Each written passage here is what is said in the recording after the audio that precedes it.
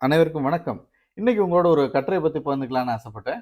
இன்னைக்கு ஐயா பரமசிவனுடைய நினைவு நாள். அதனால அவர் எழுதிய பண்பாட்டு அசைவுகள்ல இருந்து ஒரு கட்டுரைய வாசிக்கலாம்னு ஒரு பக்கத்த பெரட்டுனா, வந்த தலைப்பு பறையரும், மத்தியான பறையரும். பறையர் எனப்படுவோர் யார்? அவங்க யாரு? தமிழருடைய தொல்குடிகள்ல அவங்க ஒருத்தவங்க. பறைய அந்த பிரிவினர். பறை என்னும் தோற்கருவியின் அடையாளமா இந்த சொல் தோன்றியிருக்கலாம் அப்படின்னு ஐயா குறிப்பிடுறாரு.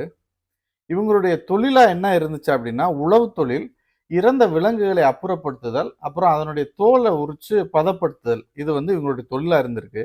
அதுக்கப்புறம் அந்த தோல வச்சு இசைக்கருவி செய்தல், இசைத்தல், அப்புறம் வந்து அதை பழுது நீக்குதல். இத வந்து அவங்க வளர்த்தெடுத்த தொழிலா கொண்டு வந்துட்டாங்க. இப்ப இந்த தோல பதப்படுத்தணும் அப்படின்னா, சுண்ணாம்பு தான் முக்கியமான மூலப்பொருள். அப்ப சுண்ணாம்பு கற்களை சேகரிச்சு, அத சூளையில இட்டு சுடுற தொழில் செஞ்சவங்க வந்து சுண்ணாம்பு பறையர்கள் அப்படின்னு சொல்றாங்க. இப்போ அந்த திருநாளைப்போவார் நாயனார், நந்தனார் இருக்கார் இல்லையா? அவர் கூட போர்வை தோல் எடுத்து அத அந்த வீசுவார். இதெல்லாம் செஞ்சவரு அந்த நாயனார். அவருக்கு இசை பயிற்சி நல்லா இருந்திருக்கும் அப்படின்னு சொல்றாங்க.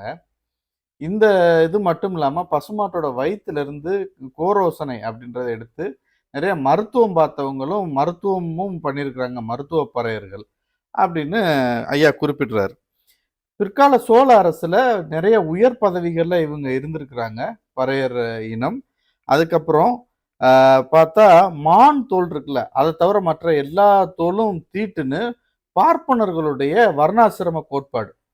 அதனாலேயே இந்த தோல் பதப்படுத்தும் இந்த வேலையை செய்யற இவங்க வந்து இழிந்த சாதியினரா அவங்களால வர்ணாசிரமப்படி அறிவிக்கப்படுறாங்க, ஆக்கப்படுறாங்க. ஆனா பறையர்களுக்குன்னு சில சில சாதியினர் வந்து சமய குருவா இவங்கள வச்சிருந்திருக்காங்க. இவங்க பல சடங்குகள் அவங்களுக்கு செஞ்சிருக்கிறாங்க அப்படின்ற தகவல் இருக்கு. எனவே சில கோயில்ல வந்து இவங்களுக்கு தனித்த மரியாதையும் இருந்திருக்கு சில கோயில்ல. அடுத்து பாத்தீங்கன்னா, பார்ப்பானுக்கு மூப்பு பறையன் கேட்பார் இல்லாமல் கீழ்ச்சாதியானான் அப்படின்ற சொலவடை கூட இன்னும் தென் தமிழ்நாட்டுல வழங்கி வருகிறது. இந்த சோழ பேரரசை பத்தி சொன்னேன் இல்லையா? அதுல உயர் பதவிகள்ல இருந்தாங்கன்னு. அதுக்கு கல்வெட்டு குறிப்புகள்லாம் இருக்கு அப்படின்னு ஐயா குறிப்பிடுறார். திருவாரூர் கோயில் அதுல வந்து திருவிழாவின் போது பறையர் ஒருவர் யானை மீது கொடி பிடிச்சிட்டு வர்ற வழக்கம் ரொம்ப நாளைக்கு முன்னாடி வரைக்கும் இருந்திருக்கு. பார்ப்பாரையும் பறையரையும் தொடர்பு படுத்துற கதையும் நடைமுறையும் இந்த கோயில்ல சில ஆண்டுகளுக்கு முன்பு வர வழக்குல இருந்திருக்கு. ஒரு புராண கதை ஒன்று சொல்றாங்க. அதாவது திருவாரூர் கோயில்ல பார்ப்பனர்கள்லாம் சேர்ந்து யாகம் செஞ்சுட்டு இருந்திருக்காங்க. அப்போ வந்து அந்த வேள்வியின் பயனா சிவபெருமான் என்ன செஞ்சிருக்காரு, ஒரு பறை மகனாக ஒரு இறந்த கண்ணுக்குட்டியை தூக்கிக்கிட்டு யாகத்துக்கு வந்துடுறாரு கோயிலுக்குள்ள. அப்ப இவங்க பார்த்துட்டு சிவன்றது தெரியாம பறையன் உள்ள வந்துட்டான், தீட்டுப்பட்டுருச்சு யாகம் அப்படின்னு கத்திக்கிட்டே வெளியே ஓடி இருக்காங்க. சிவபெருமானுக்கு கோபம் வந்துருச்சான். அப்போ நீங்களும் பறையன் ஆகுங்க அப்படின்னு சாபம் கொடுத்துட்டாராம். எனக்கு இந்த இடமே புரியல. சிவன் ஏன் கோவப்பட்டாரு? அவர் தான் சாமி கடவுள்னா மனிதர்களுக்குள்ள ஏற்றத்தாழ்வு அவரும் ஆதரிக்கிறாரா என்னன்னு எனக்கு தெரியல. அவர் ஏன் கோவப்பட்டாரு? சரி, இது புராண கதை அப்படின்னு வச்சுக்கிருவோம். சாபத்துல இருந்து விமோசனம் தாங்க அப்படின்னு பார்ப்பனர்கள் கெஞ்சி இருக்காங்க சிவன்கிட்ட. உடனே அவர் என்ன செஞ்சிருக்காரு, நிரந்தரமாக பறையனாவதற்கு பதிலாக நாள்தோறும் நண்பகல் ஒரு நாளிகை நேரம் மட்டும் பறையனாக இருப்பீர்களாக அப்படின்னு சாப விமோசனம் தந்திருக்கிறார். என்ன இதுன்னே புரியல. அது என்ன சாபம், அது ஏன் சாப விமோசனம், இதுல என்ன இருக்கு? அப்ப இந்த ஏற்றத்தாழ்வுகள் எங்கிருந்து புராணங்கள் வழியா எப்படிலாம் கடத்தப்பட்டிருக்கு பாருங்க. அதன்படி திருவாரூர் கோயில் பார்ப்பனர்கள் நண்பகலில் மதியானம் ஒரு நாளிகை நேரம் பறையர்களாகி விடுகிறார்கள் என்பது அங்கு உள்ளவர்களின் நம்பிக்கை. இதனால் திருவாரூர் கோயில் பார்ப்பனர்களுக்கு மத்தியான பறையர்கள் அப்படின்ற பெயர் ஏற்பட்டுச்சான்.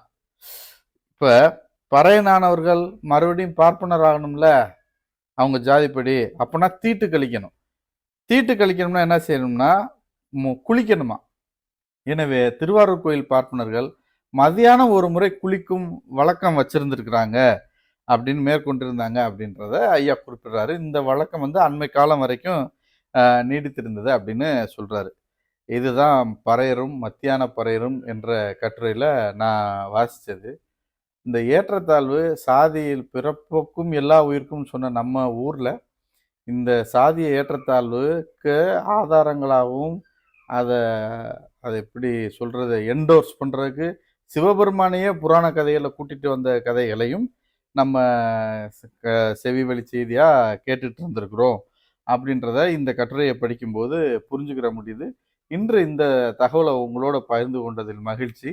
நன்றி, வணக்கம்.